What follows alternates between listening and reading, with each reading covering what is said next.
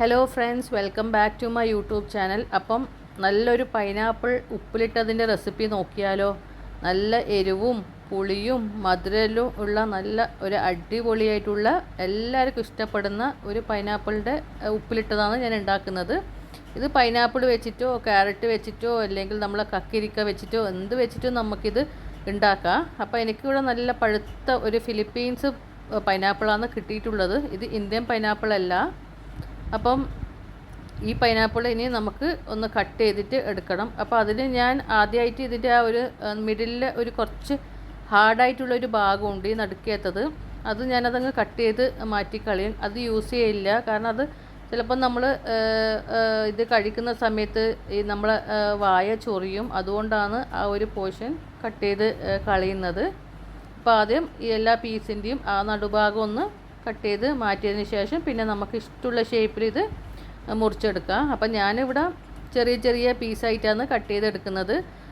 അപ്പം നിങ്ങൾക്ക് വേണ്ടിക്ക് നീളത്തിലാകെ നീളത്തിൽ കട്ട് ചെയ്യുക, എങ്ങനെ വേണ്ടിക്കലും കട്ട് ചെയ്യുക. ഇങ്ങനെ ചെറിയ പീസായിട്ട് കട്ട് ചെയ്യുമ്പോഴുള്ള ഒരു അഡ്വാൻറ്റേജ് എന്ന് വെച്ചാൽ നല്ലോണം ഉപ്പും പുളിയും എരിവലും നല്ലോണം ഈ കഷ്ണത്തിലോട്ട് പിടിക്കും. അതുകൊണ്ടാണ് ഇങ്ങനെ ഞാൻ കട്ട് ചെയ്തെടുക്കുന്നത്. ഇനി നമുക്ക് ഈ ഉപ്പിലിട്ടത് ഇടാൻ വേണ്ടിയിട്ട് നല്ലൊരു ചില്ലിൻ്റെ ഒരു കുപ്പി വേണം.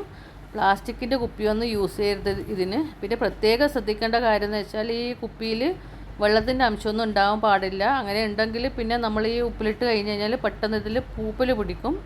അതുകൊണ്ട് വെള്ളത്തിൽ നല്ലപോലെ ടിഷ്യൂവോ അല്ലെങ്കിൽ ഒരു ടവലോ വെച്ചിട്ട് തുടച്ച് മാറ്റിയതിന് ശേഷം മാത്രം ഈ പൈനാപ്പിൾ ഇതിലോട്ട് ചേർത്ത് കൊടുക്കുക. അപ്പോൾ എല്ലാ പീസസും ഇതിൽ ചേർത്ത് കൊടുത്തിട്ടുണ്ട്. ഇനി നമുക്ക് ഇതിൽ ഒഴിക്കാൻ വെള്ളം ആവശ്യമുണ്ട്. അപ്പോൾ വെള്ളം എന്ന് വെച്ചാൽ ഇത് തിളപ്പിച്ച വെള്ളമാണ്. പക്ഷെ തിളപ്പിച്ച് ചൂടോടുകൂടി ഇതിൽ ഒഴിക്കാൻ പാടില്ല. ഇത് തണുത്തതിന് ശേഷമുള്ള വെള്ളമാണ്. ഇത് ഏകദേശം ഒരു 1/2 ലിറ്റർ വെള്ളം ഉണ്ടാവും. അതായത് ആ കുപ്പിയിൽ നിറയെ ഒഴിക്കുന്ന അത്രയും ഉള്ള വെള്ളമാണ് ഇത് ഉള്ളത്. ഇനി ഇതിലോട്ട് നമുക്ക് കുറച്ച് ഇൻഗ്രീഡിയൻസ് ചേർക്കാനുണ്ട്.